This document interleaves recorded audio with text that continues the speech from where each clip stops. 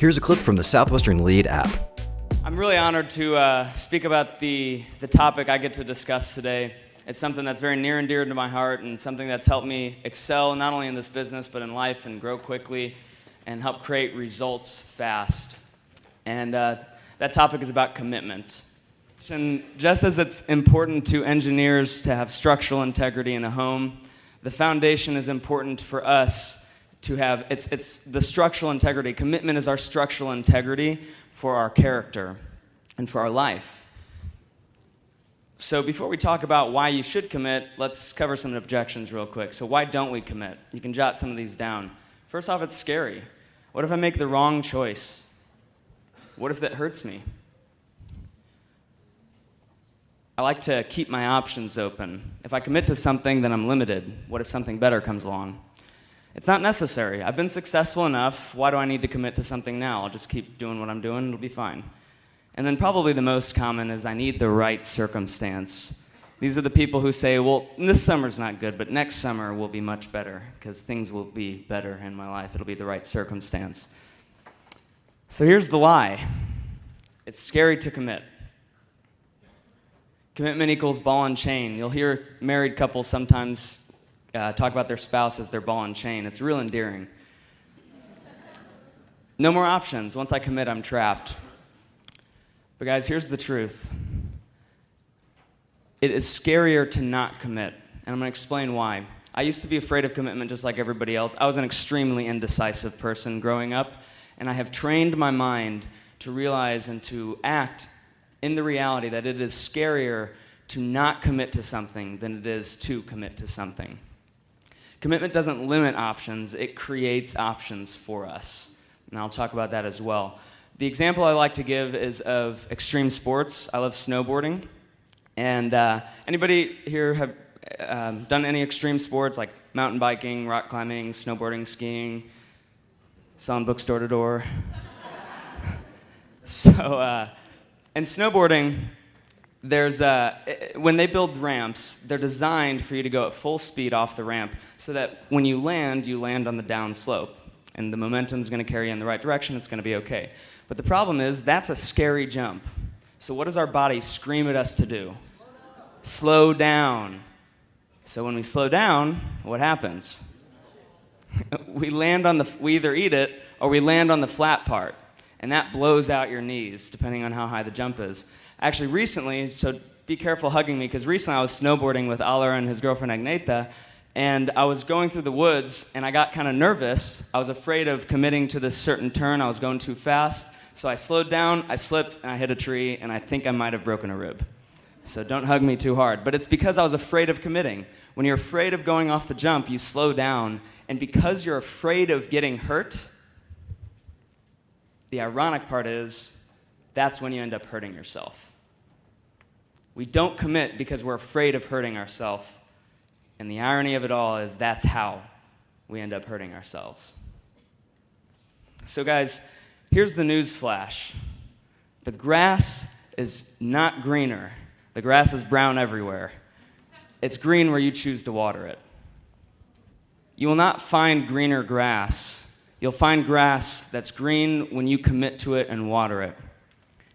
It's funny because, once again, we're afraid of following through on our commitments, and so many people are distracted and they look around. But like I said, I was afraid of limiting my options. But guys, the point is, everything I wanted was right here for me, and all I had to do was commit and water the lawn and make that grass grow. A great example about commitment is the book, The Art of War. So in the book, The Art of War, Master Sun Tzu talks about the best way to defeat an army when you have them surrounded and outnumbered. So in example A, he says you can surround the army on all sides, leaving no options for escape. In example B, he says you double up one side, you leave one side open. Which do you guys think? If you know the answer, please don't answer, but who thinks it's option A? Raise your hand. It's ironic because you think the obvious answer is surround them. But here's the deal. In example A, the army has no choice but to fight. They have two choices, fight or die. In example B, they have three choices, fight, die, or flee. So the whole time they're fighting, They're mentally and emotionally distracted by the fact that if things don't go the way they want them to, they can always bail. That's what lack of commitment does to us. It doesn't allow us to do our best, because the whole time we're thinking, well, if things don't go the way I want, there's always another lawn. The legend of Hernan Cortez, he was a Spanish conquistador, conquered many islands in the Spanish Sea, and when he was battling Tenochtitlan, he actually got defeated at first, went back home, gathered more troops, and came back. And on the second round, he got on the shore. He pulled his men up, and while he was giving his pre-war speech, he ordered one of his men to go and burn their ships. Not the enemy's ships, their ships. And as he was giving the speech to his people and really promoting the fact that they're going to win and trying to build them up, he says, "Men, look." And they looked back, and their ships were on fire, and smoke was billowing into the sky. And he said, "That is our ride home. The only way we're going home now is in the enemy's ships." You think those men fought with a little more determination, with a little more enthusiasm, with a little more vigor and resiliency? They had no choice. They left themselves no options. When you commit to something like this, the question is no longer, will I make it? It becomes, when will I make it? You must leave yourself no choice but to succeed. That's what these men did. Southwestern Lead is an international leadership program that helps you build skills, gain confidence, and discover new opportunities. With professional coaching, a world-class digital learning platform, and certifications that will enhance your resume or application, Lead sets you apart. We'll show you how to turn success principles into success habits through small group training, one-on-one coaching, and guided action plans to help you apply what you're learning. It takes more than academics to reach your goals. See what one of America's oldest leadership training programs can do for you. Visit southwesternlead.com. So hopefully I've sold you a little bit on why it's important. Now let's talk about how. How do you commit to something? I want you to write this question down. What do you want out of life? I highlighted the you because it's not what do your managers want out of life, what do your parents want out of life, what do your teachers or boss want out of life, what do you want out of life? Guys, this is very important. I hear so many people who come and pick my brain and ask me questions, and I ask them what's their vision, and very few people know what their vision is. This is how to find your vision. What do you want out of life? You have to come up with your life criteria. What I mean by that is a general set of stipulations that you want in your life. You don't have to make them specific. In fact, they shouldn't be specific, because very rarely does life happen exactly the way you imagine and exactly the way you want it. There's always going to be obstacles that come up. So come up with a general set of criteria. And this can be for career, spouse, home, friend, anything. Before I met my girlfriend, I knew in my mind what I wanted that person to be like. And when I found her, I had that criteria to tell me who was the right one. So for the sake of what we're doing right now, I'm going to talk about my perfect career criteria. First one is impact.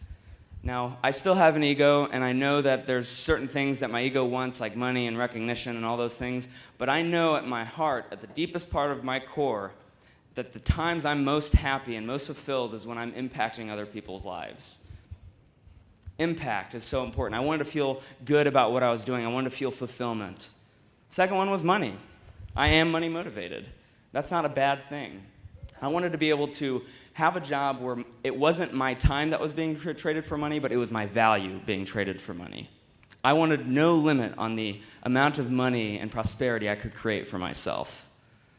I want to be able to provide for my family in the future. I want to be able to set a foundation for my family and friends and never have to worry about what I buy, just be able to purchase what I want when I want it.